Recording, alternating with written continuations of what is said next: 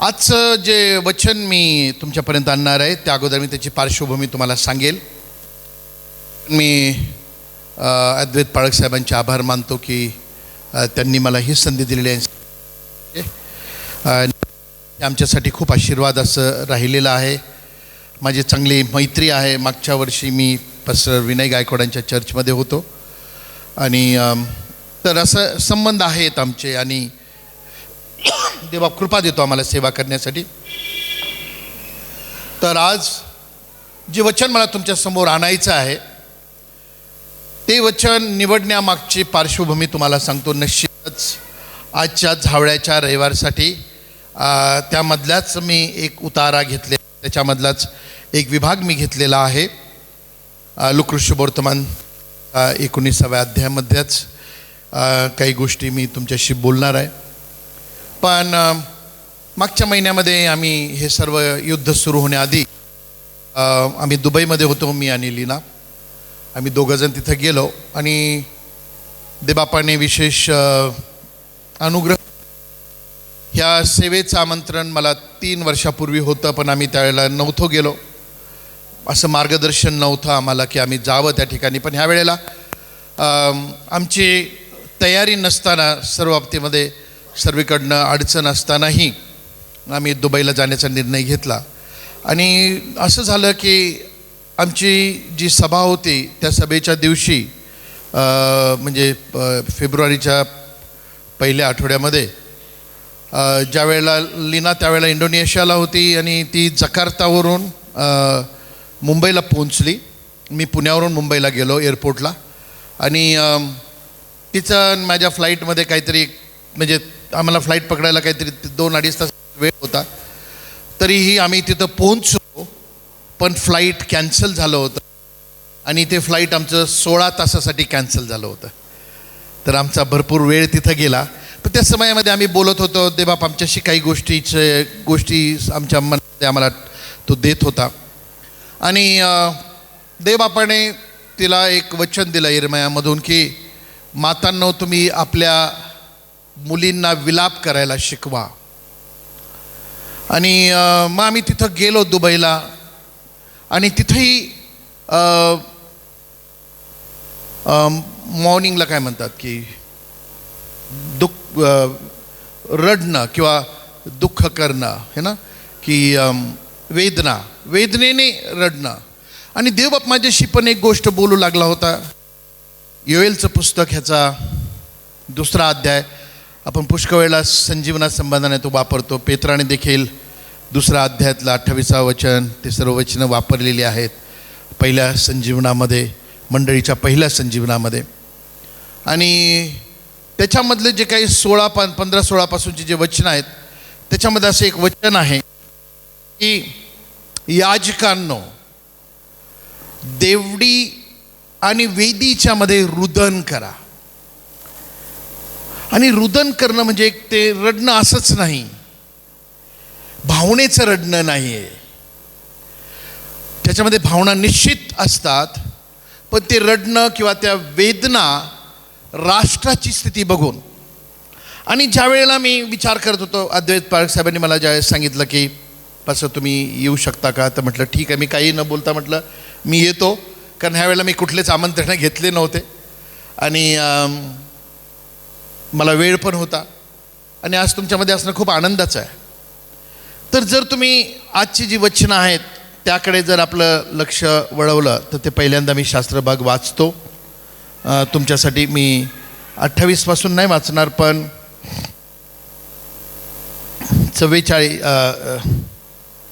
41 ते 44 मी वाचतो. मग तो शहराजवळ आल्यावर त्याच्याकडे पाहून त्याकरता रडत रडत म्हणाला, जर तू निदान आज शांतीच्या गोष्टी जाणून घेतल्या असत्या तर किती बरे झाले असते, परंतु आता त्या तुझ्या दृष्टीपासून गुप्त ठेवण्यात आल्या आहेत. कारण पुढे तुला असे दिवस येणार आहेत की त्यात तुझे शत्रू तुझ्या भोवती मेडेकोट उभारतील व तुला वेढतील, तुझा चहूकडून कोंडमारा करतील, तुला व तुझ्या मुलाबाळांना धुळीस मिळवतील आणि तुझ्यामध्ये चिऱ्यावर चिरा राहू देणार नाहीत. कारण तुझ्यावर कृपादृष्टी केल्याचा समय तू ओळखला नाहीस. प्रियांनो, हा जर अध्याय, पूर्ण अध्याय जर तुम्ही वाचला तर येशू ख्रिस्ताची 3 प्रकारची सेवा आम्हाला दिसते. किती प्रकारची? 3 प्रकारची. तो त्याच्यामध्ये एक राजा म्हणून प्रगट होतो, जिथं त्याचा उत्सव केलेला आहे. त्या ठिकाणी तो दुसरा याजक म्हणून प्रगट होतो. आणि तिसरी गोष्ट, तो ह्याच अध्यायामध्ये संदेष्टा म्हणून देखील प्रगट होतो. प्रियांनो,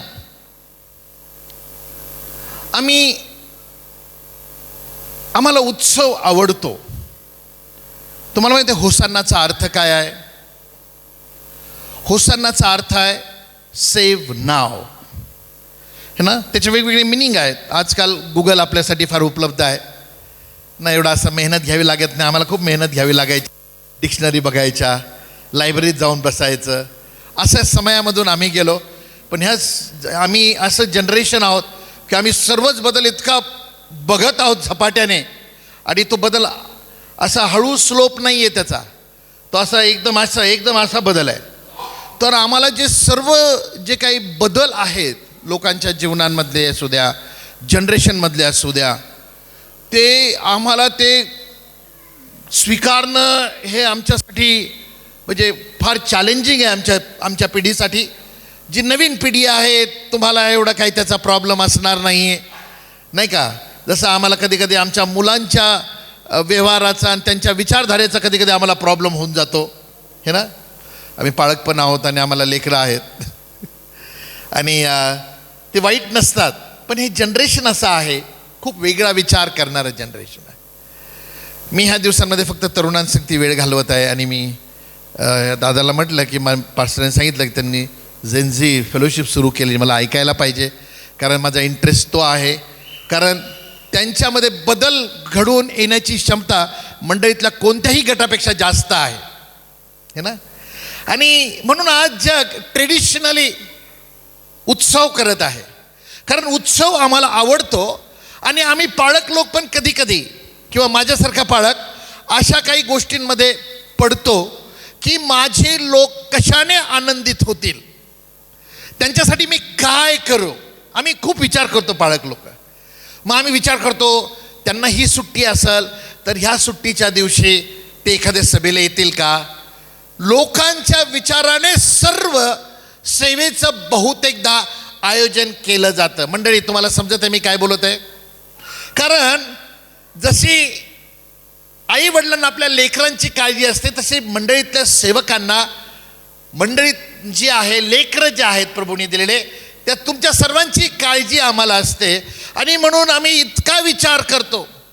पण आता हे जनरेशन म्हणतं, पूर्वी हा विचार चालायचा, हे जनरेशन म्हणतात अरे एवढी तर सुट्टी मिळते, आम्हाला बाहेर जायला पाहिजे, आम्हाला सुट्टीला जायला पाहिजे, आम्हाला आउटिंगला जायला पाहिजे, आम्हाला हे करायला पाहिजे. आणि हे जनरेशन काय, पण सर्वजण आज लोक हा प्रयत्न करतात की प्रत्येक गोष्टींमध्ये उत्सव कसा होईल.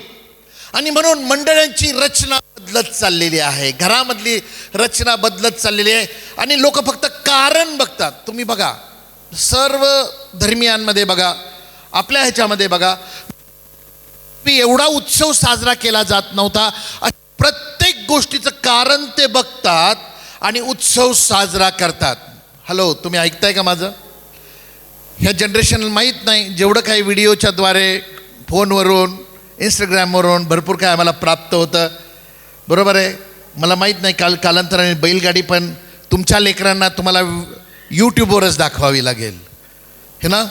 माहीत नाही तुम्ही हुरडा पार्टी करता की नाही. आमच्या शेतामध्ये हुरडा व्हायचा, बरेच नगरचे लोक तिथं हुरडा खायला यायचे, ऊस खायला यायचे, असं आमची शेती होती.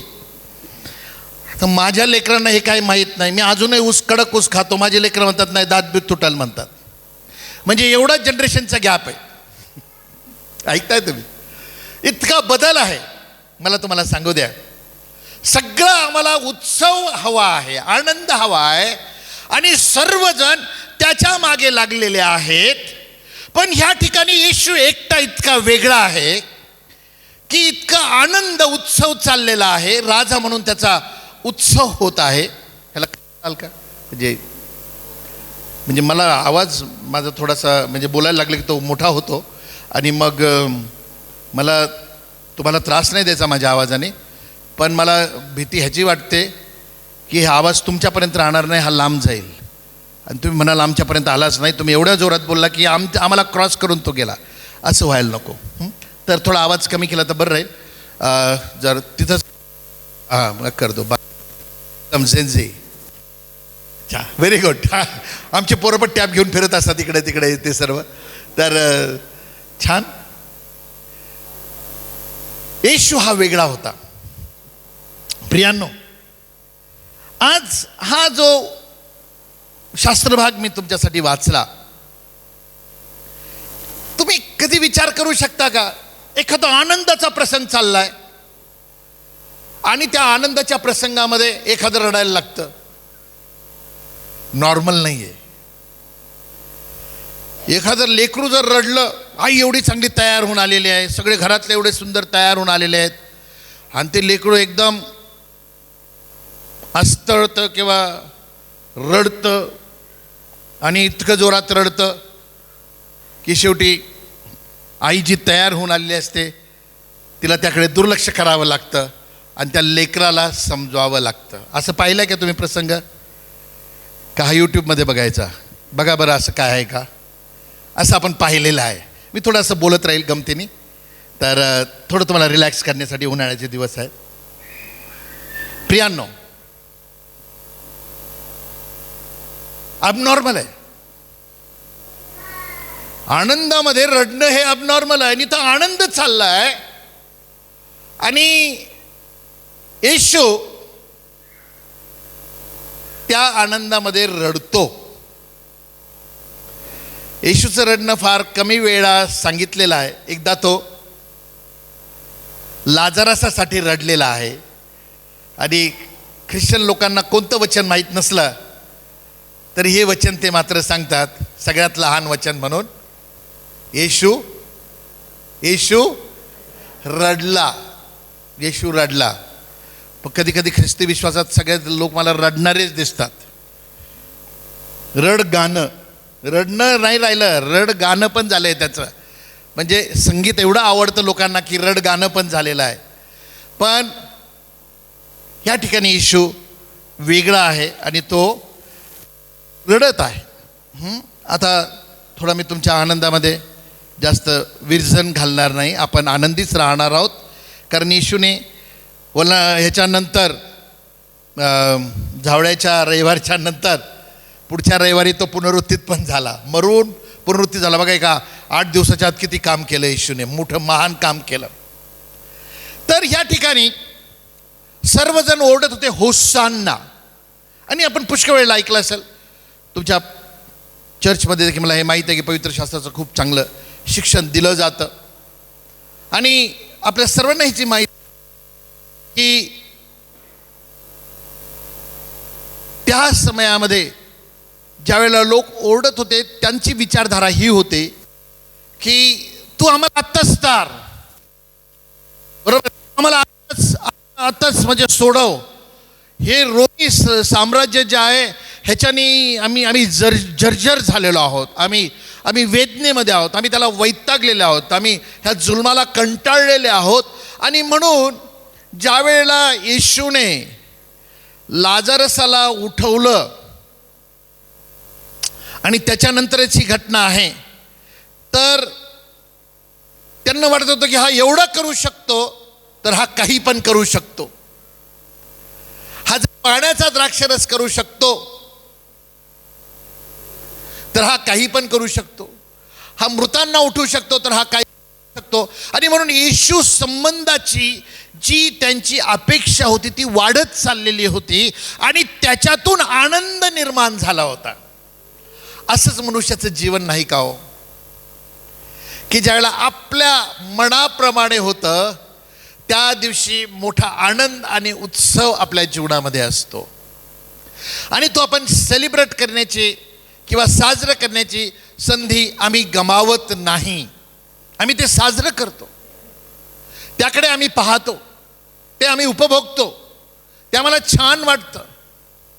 कारण आमची इच्छा पूर्ण झालेली आहे. पण ह्या ठिकाणामध्ये येशू एकटा असा होता की त्याला त्या शहराबद्दल एक प्रगटीकरण होतं. आणि ह्याची सुरुवात जी आहे ती 9व्या अध्यायाच्या 51व्या वचनामध्ये सुरू होते की म्हटलेलं आहे की ज्या वेळेला येशूचा शेवटचा समय जवळ आला त्यावेळेला त्याने आपली दृष्टी यरूशलेमेकडे लावली आणि तो तिकडे निघाला. पूर्ण तयारी होती, येशूची पूर्ण तयारी होती. निघाला तो. आणि जो येशू पूर्वी 3 वर्षाच्या त्याच्या सेवा कार्यामध्ये तो कितीदा तरी ज्यावेळेला तो चमत्कार करायचा, अद्भुत गोष्टी घडायच्या, त्यावेळेला तो सगळ्यांना कोणालाही सांगू नका, किंवा तो हळूच क्राऊडमधून त्यांची गर्दीमधल्या लोकांची अपेक्षा वाढली की तो तिथून हळूपणे तिथून गायब व्हायचा. हे आपल्या वाचनात आलेलं आहे, बरोबर आहे. आणि मग येशू म्हणायचं कोणाला सांगू नका, कारण त्याला वेळेच्या आधी कोणत्या गोष्टी करायच्या नव्हत्या. पण ह्या अध्यायामध्ये आपल्याला नेमकं सगळं काही येशू उलट करताना दिसतो. बघा, ह्या सर्व गोष्टी बारकाईने वचनामध्ये पाहणं फार गरजेचं आहे. कारण त्या ठिकाणी वचनाची किंवा संदेशवाणीची परिपूर्ती होताना आपण पाहतो, पहिली गोष्ट. दुसरी गोष्ट, तो राजा आहे हे प्रगट तो करतो, त्याला ते करायचं आहे कारण ती देवाची योजना आहे. तो सर्व गोष्टी ज्या आहेत ना सर्व उलट्या करताना तो दिसतो या ठिकाणी. कारण त्याला पित्याची इच्छा पूर्ण करणं आहे. त्याचं काय असं नव्हतं माझे मिनिस्ट्रीची ही स्टाईल आहे मी असंच करल, किंवा काही कुटुंब म्हणतात नाही मी असाच आहे. काही लोकांना फार गर्व असतो त्यांच्या स्वभावाबद्दल, मग तो चांगला असू द्या नाही तर वाईट असू द्या, मी असाच आहे, मी फार सरळ आहे, काही लोक म्हणतात. एका देवाच्या सेवकाचं मी बोलताना ऐकलं, तर म्हणायचं तू सरळ आहे, हा म्हणे मी सरळ आहे. तो म्हणे तुला मी सांगतो तू सरळ मर, तुला मी सरळ पुरून टाकल म्हणे. म्हणजे काही लोकांना इतका गर्व असतो की मी असा आहे, मी फार कठीण आहे, मी फार रागिष्ट आहे, मला हे चालत नाही, मला हे असंच पाहिजे, मला पाणी असंच दिलं गेलं पाहिजे, मला जेवण असंच वाढलं पाहिजे, ते माझं ताट आहे त्याच्यात कोणी हात घालायचा नाही, हा माझा बिछाना आहे. ऐकताय तुम्ही? किती आपण ह्या सर्व गोष्टीचे आम्हाला बदल नको आहे. आणि येशू ख्रिस्ताचं जे कार्य तुम्ही पाहता ना, ज्याच्यात माणूस सेटल झालेला आहे, स्थिर झालेला आहे, त्याच्यातूनच त्याला तो बाहेर काढतो. पवित्र शास्त्र जर आपण वाचत राहिलो तर तुम्हाला ज्या इस्रायल लोकांबद्दल कधी कधी प्रश्न पडतो की काय म्हणजे परमेश्वर ज्यावेळेस यरूशलेमबद्दल विचार करते, पुढे आपण ऐकणार आहोत, पण इस्रायलबद्दल असं वाटतं फार प्रिव्हिलेज आहेत, देवाचे लोक आहेत, त्यांचा एवढा त्रास कोणीही सहन केला नाही. त्यांचे फार वेगवेगळे गुणधर्म आहे, त्याच्यातलं एक गुणधर्म ते फार कंजूस आहेत, कारण नेहमी सगळं लुटलं गेलं होतं जीवनामधलं, हे ना. असं म्हटलं जातं 117 वेळा जवळजवळ यरूशलेम शहरावरती हमला झालेला. किती वेळा? इतका जबरदस्त हमला की पूर्ण त्याचे सर्व कोट जे आहेत ते तुटले जायचे, उद्ध्वस्त व्हायचं सर्व शहर. असे एवढं ह्या लोकांनी झेललेलं आहे, त्यांचे सर्व काही म्हणजे ते नकाशावर त्यांना ठेवलंच नव्हतं. पण तुम्हाला माहिती आहे ते पुन्हा स्थापित झालं आणि एवढ्या काळामध्ये सर्व जगामध्ये प्रभाव पाडणार ते असा होत नाही की जे त्या सर्व कृती आत्ता करत आहे या समयामध्ये सर्वच बरोबर आहेत. हा वेगळा विषय आहे, त्याच्यामध्ये आपण नाही जाणार. पण यांना भरपूर त्रासातून जावं लागलं जरी ते देवाचे लोक होते. आणि देव हे दाखवत होता आणि देवाने हा संदेश त्यांना दिला जो आपल्यालाही दिलेला आहे. आणि इब्री लोकांचं पत्र जर तुम्ही वाचलं तर असं म्हटलेलं आहे त्या लोकांबद्दल की त्यांना हे जग त्यांच्यासाठी चांगलं नव्हतं. It was not for them, this world was not for them. पण ते त्या एका शहराची वाट बघत होते आणि त्याकडे बघून ते आपलं जीवन जगत होते. आणि आपण सर्व आता नवीन येरुशलेमकडे वाटचाल करत आहोत त्याची मंडळी म्हणून आपण आता त्याच्या योजनेचे एक फार मोठा भाग आहोत. आता भेद कोणता राहिलेला नाहीये. प्रियांनो, देवाची इच्छा आहे की आम्ही सेटल राहू नये एका जागेमध्ये. देवाची गरज राहत नाही. मी कधी कधी म्हणतो की ख्रिस्ती लोकांना मी असं वागताना पाहतो किंवा काही सेवकांना ते असं देवाला सांगतात, म्हणजे शब्द न बोलता अलिखित आहे की देवा तुला काही समजत नाही रे आजच्या जगाचं, तुला काय समजतं एवढं, तू आला होता कधी, तुला नाही समजत, तुला समजत नाही या लोकांशी वागायचं, तुला समजत नाही कशी सेटिंग करायची. म्हणून ना वेगवेगळ्या सेवेचे वेगवेगळे प्रकार तुम्ही जर ऐकले तर भयानक आहेत. प्रियांनो, मी हे सांगायला नाही आलो की तुमची सेटलमेंट मी डिस्टर्ब करायला नाही आलो. मी वेगळा काही डॉक्टर मी आणलं नाटलेलं, कोणता वेगळा सिद्धांत मी शिकवत नाहीये. तुमचं आणि माझं लक्ष इतकं देवामध्ये हवं आहे की हा समय आणि हा काळ, we have to understand the time and season.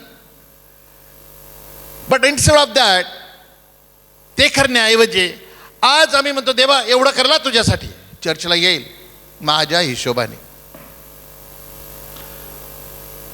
कधी कधी आम्ही विचार करतो लोकांचा, मला माहीत नाही तुम्ही पण विचार करत असाल, ऊन वाढत आहे, थोडं चर्च लवकर करावं. पण नाही, आम्ही सेटल झालेलो आहोत. आमचं घड्याळ सेट झालेलं आहे आमच्या शरीराचं, आमच्या मनाचं. आम्ही त्याच वेळेला चर्चला येऊ. आणि मग थोडा उपदेश लांबला तर अनेक चर्चमध्ये जाण्याची संधी मिळते. सगळ्याची इतिहास मी ऐकतो, सगळीकडे माणसं सारखेच, इथे असो किंवा माझ्या चर्चमध्ये असो, आमच्या चर्चमध्ये असो. मला त्याच्यातून हलायचं नाही. आणि नेमकं तेच लोक देवासंगती चालू शकत नाही, ह्या विधानावरती तुम्ही विचार करावा अशी माझी इच्छा आहे प्रामाणिकपणे. How many of you have a encounter with God? देवासंगती आमचा सामना किती होतो? बरोबर आहे, ऐकताय तुम्ही? आमचा सामना फोन संगती एवढा होतो की आम्ही आमचं डोपामाइन जे आहे, जो आमचा उत्साह मिळण्याचं एक जे आमच्यामध्ये एक रसायन आहे, काय म्हणता येईल मला माहीत नाही, एवढा मी चांगला नाही आहे, पण मी फक्त समजू तुमच्यापर्यंत पोहोचू शकतो एवढं सांगू शकतो. जे काय एक डोपामाइन जे असतं आपल्यामध्ये, ते आपल्याला अनेक गोष्टी करण्याची प्रेरणा देतं, आनंद. पण सकाळी जर तुम्ही फोन घेतला तर असं म्हटलं आहे, आता गव्हर्नमेंट नियम काढण्याचा प्रयत्न करत आहे. फडणवीसांचं मी ऐकलं, मुख्यमंत्र्यांचं, की 18 वर्षाच्या पर्यंतच्या मुलांना कसा फोनवर कंट्रोल आणता येईल हे बघत आहेत ते, है ना. तर त्याबद्दल काय उपाययोजना होणार आहेत माहीत नाही. पण जर घरामध्ये आई बापापासून सगळेच त्याच्यात अडकलेले असले तर मग समस्या आहे, कठीण आहे. कारण तुम्ही 2-4 रील पाहता, तुम्हाला जर 5 मिनिटांनी विचारलं काय पाहिलं, कोणाला माहीत नसतं, पण पाहिलं आहे, आनंदी झालो, उत्साहित झालो, देवाचे गाणे ऐकले, हे केलं ते केलं, सर्व केलं. सर्व आनंद उत्सव काय असेल ते सर्व ताकद उत्साह सर्व खर्च करून टाकला सकाळीच. फक्त तुमचा डेटा खर्च नाही होत, तुमचा उत्साहाचा डाटा पण जातो. आणि मग मी पाहतो ह्या जनरेशनमध्ये, मुलांनो मी फक्त जनरली बोलत आहे, एवढं गांभीर्याने घेऊ नका. तुम्ही म्हणा की आमच्यावर काही काय टार्गेट करत आहे का, तसं काही नाही. मी तुमच्यामध्ये जास्त काम करतोय. जी लोक, फक्त तरुणच नाहीत, घरातले पण एवढं फोन बघतील, मग संध्याकाळ झालेली असते, 8 वाजलेले असतात संध्याकाळचे. मग लगेच घरातली जी बहीण असते तिच्या काही चपात्या झालेल्या नसतात, भाजी झालेली नसते. अहो काय हो, खिचडी टाकू का? नाही तर आता जेवण बाहेरून मागवणं फार कॉमन झालंय. जे लोक फोनमध्ये अडकलेले आहेत किंवा व्यर्थतेमध्ये अडकलेले आहेत, ज्यांचा उत्साह तिथं खर्च होतो, ते म्हणतात नाही आता आज काय बाजारात जायला जमलं नाही, काय असेल ते कर, कारण आता भाजीवाले निघून गेले असतील, कारण सगळ्या जगाला बघत बघत बघत भाजीवाल्याच्या गल्लीपर्यंत पोहोचू शकला नाही. ऐकताय का तुम्ही? सर्वच मुलांना समजत नाही या वेळेला. त्यांची चादर घडी केली पाहिजे उठल्यावर. त्यांना विचार, अरे करा रे, अरे संध्याकाळी परत वापरायचीच आहे, मग घडी करायची काय गरज आहे का? काय लॉजिक आहे ते? म्हणजे ह्याच्यापेक्षा फार महत्त्वाच्या गोष्टी जीवनामध्ये असं ते आता म्हणतात आजच्या जनरेशन. अरे काय आहे लहान लहान गोष्टीकडे लक्ष, हे उचला ते उचला, चप्पल व्यवस्थित ठेवा त्याच्या जागे.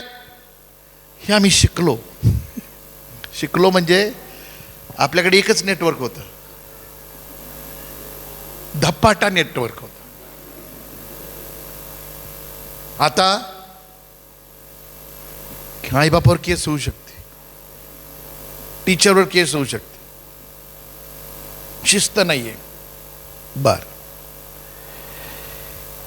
मग तुम्ही बघाल त्यांना समजत नाही, काहींना समजत नाही. काही चर्चेसमध्ये मी जातो तर असं वाटतं ते असेच उठून आलेत की काय. कपडे इस्त्री नसतात, कारण रविवार आहे ना, असं म्हणतात रविवार आहे. मग रविवार म्हणजे सर्व सुट्टी, चांगले कपडे घालायला सुट्टी, चुळगरेला एखादं टी शर्ट काढायचं ते घालायचं, स्टाईल आहे, सगळी स्टाईल आहे. आता काहींना हे पण माहीत नसतं केस करायचे, त्यांना हे समजतच नाही, ह्या जनरेशनला समजत नाही. आणि मोठे लोक पण, जनरेशन मी जेव्हा म्हणतो ना, जेच गुंतलेले आहेत व्यर्थतेमध्ये, त्यांना समजत नाहीये, बऱ्याच गोष्टी समजत नाहीये. घरामध्ये कामं तिथंच राहिलेले आहेत, सगळं असं स्थिर पडलेलं आहे. बायबल वाचन तर मंडळीमधून ऑलमोस्ट गेलेलं आहे. मी हे सगळं बोलतो ते असंच नाही बोलत आहे. मी तुमच्या पुढं पहिली आपली कंडिशन आणतो, मग शहराची कंडिशन आणतो. आपली कंडिशन आणतो, मग शहराची कंडिशन आणतो. मी यूथमध्ये काम करतो. दर परीक्षेच्या नंतर त्यांचे सगळे रिपोर्ट मला सबमिट होतात. बसतो मी त्यांच्यासमोर. एक 60-62 मुलं आहेत आमच्या यूथ. बसतो, प्रत्येकाशी वेळ घेतो. म्हणजे आम्ही 6 आणि 12 60 मुलांसाठी 17 लोकांची टीम काम करते. 300 लोकांमध्ये 79 people work actively involved in ministry. कारण तेवढी गरज आहे. एक लेकरू सांभाळायला आई बापाला जड झालंय. ऐकताय का तो? मी त्या कॉन्सेप्टनी चालतो. का मी हे तुम्हाला सांगत आहे? कारण तरी भरपूर आव्हानं आहेत सांगतो प्रियांनो. अशा जगामध्ये आपण राहत आहोत की ज्यावेळेला नोवाच्या काळामध्ये लोक भ्रांत झाले होते, म्हणजे त्यांना बऱ्या वाईटातलं व्यर्थतेतलं असं काही समजत नव्हतं. मनुष्य ज्याला चांगलं म्हणतात त्या ट्रॅपमध्ये पडत चाललेला आहे. We are busy doing good than God. I can communicate in English nicely that. म्हणजे चांगलं करण्यामध्ये आम्ही व्यस्त आहोत, देवाचं करणं हे आम्हाला समजत नाही. सर्व चांगलं आम्हाला देवासाठीच करतो असं वाटतं. होऊ शकतं. आजकाल कल्चर आहे, Friday night is the movie night. Some peoples every night is the movie night and serial night. आता हे सगळं एवढं डोक्यात भरल्यानंतर रविवारच्या एका उपदेशातलं बायबल काय घुसणार तुम्ही सांगा? ऐकताय तुम्ही? बोलावलंय चर्चमध्ये, बाहेर जायला बोलावलंय. आठवडाभरामध्ये एक शुभवर्तमानाचा प्रभाव पाडण्यासाठी मंडळीचं एकत्रित येणं आहे. आम्ही काय म्हणतो? रिक्वायरमेंट. बरोबर आहे. त्या ठिकाणी तू आत्ता आम्हाला तार, होसांना होसांना, बेंबीच्या देठापासून नगरच्या भाषेत बोलतो, ओरडत असतील. आवाजाने कोण तारलं जाईल ह्याची काही गॅरंटी नाही. गॅरंटी नाही आहे. आणि मी असं म्हणत नाही की असं होणारच नाही. बर्थल महिने आवाज दिला, त्याच्या आवाजाची किंमत झाली, पण त्याचा ईश्वर विश्वास होता, शिष्यांचा नव्हता. भरपूर पवित्र शास्त्र खूप स्पष्ट आहे, सरळ आहे. खूप शिकायला मिळतं, एन्जॉय करायला मिळतं. पण आज मी तुम्हाला सांगतो, मागच्या महिन्यात नाही, जानेवारीच्या शेवटच्या आठवड्यामध्ये मी चेन्नईमध्ये होतो. आणि गुड न्यूज चॅनलचे जे संस्थापक आहेत नेहरू, त्यांचा मुलगा अश्विन, त्याला मी भेटलो, जे सगळे नाही का गुड न्यूज चॅनलवर बरेच उपदेश करतात. तो म्हटलं पास्टर मी 40 लोकांची AI टीम तयार केली. किती? आणि आम्ही AI वापरून पवित्र शास्त्रातल्या प्रत्येक अध्यायामधून आम्ही चाललेलो आहोत आणि काहीतरी 150-200 एपिसोड्स आम्ही तयार केले 10-10 मिनिटाचे, की ते लोक पाहतील 10 मिनिटाचं आणि मग बायबल वाचतील. कारण काय ही योजना आहे? कारण लोक बायबल वाचत नाही, हा सर्वे आहे. आपली परिस्थिती जर असेल तर मनातच पश्चाताप करूया. येशू जर मंडळीकडे बघत असेल तर हीच ओरड आज मंडळीमध्ये त्याला दिसते की तू आम्हाला तार. कशातून? कर्जातून तार, आजारातून तार आणि अपघातातून तार, आमच्या मुलांना तार, त्यांचं सर्वांपेक्षा चांगलं कर. ऐकताय का तुम्ही? मला सुखरूप ठेव. आणि आपण खूप हुशार आहोत, वचनं आपण निवडतो. आता उन्हाळ्यामध्ये हे वचन फार बोललं जातं, जसं ऊन वाढत जाईल मला वाटतं नागपूरकडे विदर्भाकडे जास्त असेल, दिवसा सूर्याची रात्री चंद्राची तुला बाधा होणार नाही, परमेश्वर सर्व अनिष्टापासून रक्षण करील. ऐकताय तुम्ही? रात्रीची प्रार्थना असते. काय असतं घरामध्ये माहीत नाही त्यांच्या, सगळेजण ही प्रार्थना करतात. म्हणजे नगरची स्टाईल मी सांगतो तुम्हाला, इकडं आहे की नाही माहीत नाही. देवदूतांचे अग्नीचे बाण आणि धावते पहारे. कशाला सैन्य पाहिजे? एवढं काय आहे घरामध्ये असं? दिवसभर नाही ते बघायचं ऐकायचं, देवा रात्री मला चांगलं स्वप्न पडू दे, चांगलं ऐकताय तुम्ही? मी काय म्हणत आहे, का सांगत आहे तुम्हाला हे? ह्याच्यामध्ये मंडळीची जी स्थिती झालेली आहे त्याच्यासाठी त्यांना शहराचा दृष्टांत राहिलेला नाही. येशू हा वेगळा होता. सगळं त्याला माहीत होते तो काय करणार आहे, कुठं जाणार आहे, काय करावं लागणार आहे योग्य वेळेला. तो स्वतःसाठी जगला नाही, पित्याची इच्छा पूर्ण करण्यासाठी जगला. आणि आम्ही पण जर जगत आहोत तर ती देवाची इच्छा पूर्ण करण्यासाठी जगत आहोत. हे देवाच्या वचनाचं सांगणं आहे, पण आम्ही त्याला उलट केलेलं आहे. आम्हाला ना, मी ख्रिस्ती कधी कधी मी वचन असे वाचतो आणि मग मला काही असे वेगळे प्रगटीकरण मिळतात. संत पाऊल काय म्हणतो? जगणे तर, बोला ना, ख्रिस्त, आणि मरणे तर, परत बोलूया, जगणे तर, मरणे तर. ख्रिस्ती लोक तसं नाही करत. जगणं तर लाभ, सगळ्या प्रार्थना, सगळ्या भविष्यवाण्या, सगळ्या मिटिंगला. नगर तर मिटिंगचं माहेर घर आहे. म्हणजे एक मिटिंग अटेंड केली का आशीर्वाद, तेल पाणी घरात आणलं की आशीर्वाद, जिथं क्राऊड आहे त्या क्राऊडमध्ये जाऊन बसलं की आशीर्वाद. मला जर असा एक माणूस जर सापडला मला की ज्याचा देव एकदम खरा वापर करतोय, तर मी रोज त्याचे हे सगळं सोडून टाकेल. मी हे जे करतोय ना ते करू, त्याची बॅगच घेऊन फिरल. माझ्याकडनं नाही झालं काम, अरे बाबा तुझ्याकडनं होतंय ना. हे योहानाला समजलं. तो काय म्हणाला? तो जो माझ्या माग पायतानाचा बंद सोडायची देखील माझी काही नाहीये पात्रता नाही. इथं हा विचारच येत नाही कधी, माझ्या एवढा पात्र कोणीच नाहीये. प्रत्येक ठिकाणी मनुष्य दाखवतो तो किती पात्र आहे. तो घरामध्ये संधी सोडत नाही, तो लोकांमध्ये संधी सोडत नाही, तो चर्चामध्ये. मनुष्य ना काहीतरी वेगळं करण्यामध्ये इतका गुंतलेला आहे. आणि त्याचे जीवनाचे विषय, माझं हे असं, माझ्या मुलांचं हे असं, आणि मी हे केलं आणि मला हे मिळालं, या सगळ्या थँक्स गिव्हिंग सर्व्हिस चालतात. ऐकताय का तुम्ही? कठीण आहे ना. मी फक्त सांगतो बरं का, कारण कोविडमध्ये मी खूप आजारी होतो, त्याच्यानंतर भरपूर त्रासातून गेलो. पास्टरांनी मी सांगितलं 2 वर्ष एन्झायटी होती, ऑलमोस्ट सेवा करू शकत नव्हतो. माझी आई माझ्यासाठी बायबल वाचायची, माझे सासरे माझ्यासाठी बायबल वाचायचे, मग मी त्यांच्यासाठी बायबल वाचलं.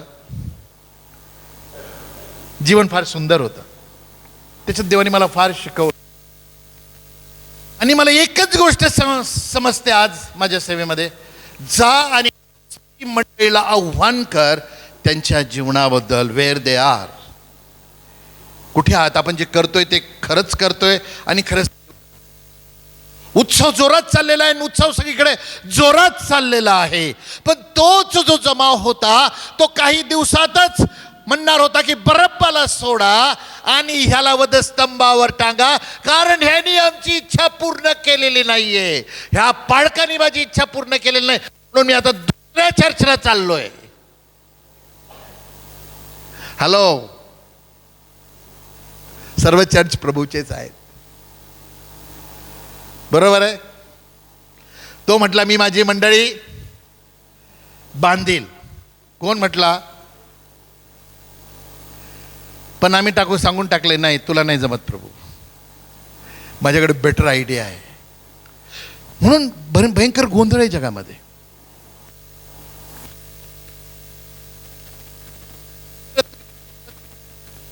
देणार सजावट तर ही अंतकरणाची झाली पाहिजे.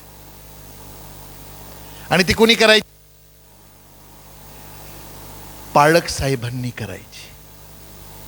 कधी करायची? रविवारी करायची. एक आपल्या अंतकरणाचा कोपरा साफ होता होता चर्च संपलेलं असतं. मी थोडस प्रॅक्टिकली बोलतोय, कारण आठवडाभर तेवढं मनन झालेलं नाही, चिंतन झालेलं नाही. काही काम आम्हाला हा प्रश्न पडतो सेवक लोक, कोणत्या गोष्टींनी मंडळीची वाढ होईल, काय काय करू, हा आमचा प्रश्न आहे. आयुष्य दिलं याच्यासाठी, पैसा कमवायला जग होतं, आम्हाला सगळं सोडून आलोय. मी स्वतः टाटाची नोकरी सोडून आलो. त्यावेळेला 6-7 हजार रुपये पगार मला 89 मध्ये होता. 150 रुपयाच्या पॉकेट मनीमध्ये 4 वर्षे उभी असलं होतं. ऐकता का तुम्ही? आणि त्याच्यानंतर विश्वासाचा प्रवास. आनंद आहे, रिग्रेट नाही जीवनामध्ये, काही दुःख नाही आहे. काही कमवलं नाही, जमवलं नाही, काही दुःख नाही, कारण त्यासाठी नाहीच आहे.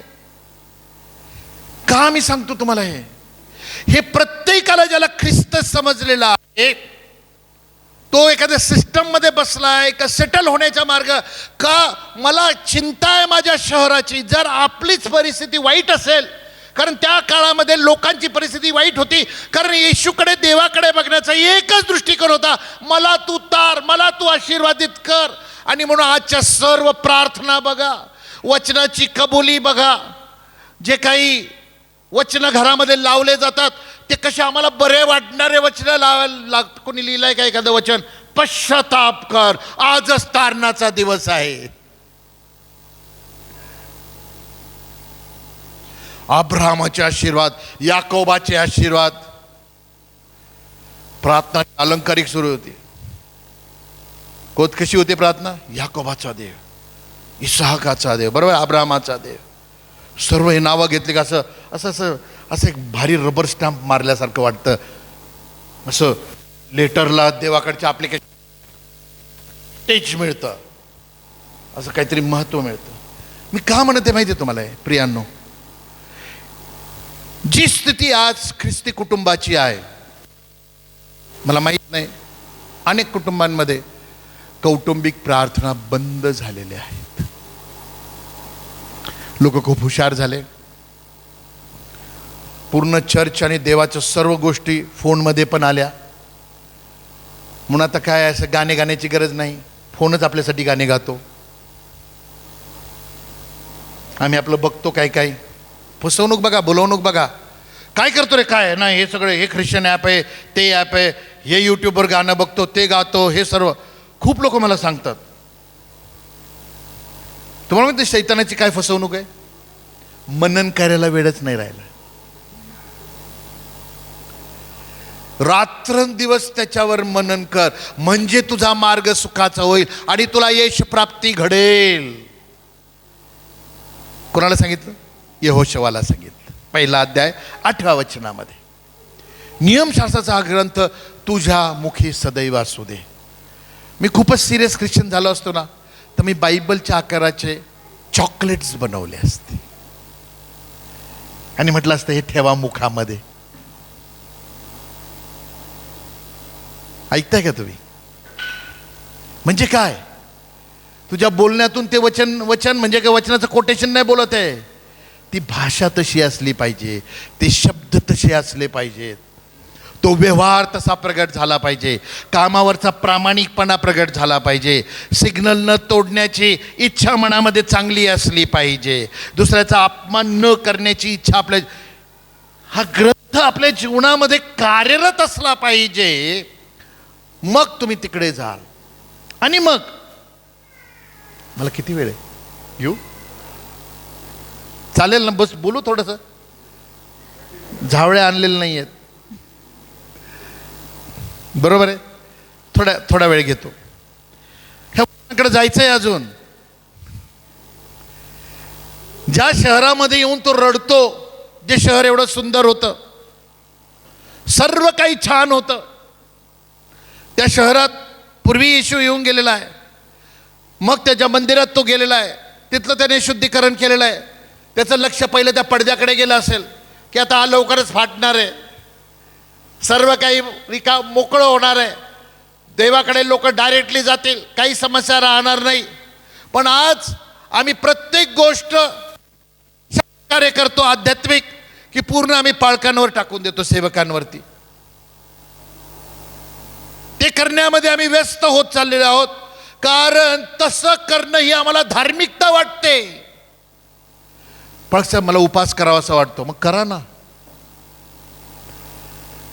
प्रार्थना करा. मग कधी कधी सांगतात आम्हाला ना असं, फळसाहेब बायबल वाचायला लागलं की झोप येते. हो. तुमच्या मुलाला अभ्यास करताना झोप येते का? हो येते. मग काय? असं कोणी प्रश्न विचारत नाही आणि कोणी धार्मिक दाखवत पण नाही. हे थोडा तिरसट पाळक आहे. ऐकता का तुम्ही? नाही नाही, तसं नाही. सगळ्याशी आम्ही खूप गोड राहतो. गेले नाही पाहिजे ना कुठे. ते स्वर्गात नाही गेले तरी चालतील, पण ते चर्चमध्ये गेले पाहिजेत, असं मला वाटतं प्रामाणिकपणे. जाऊ द्या प्रियांनो.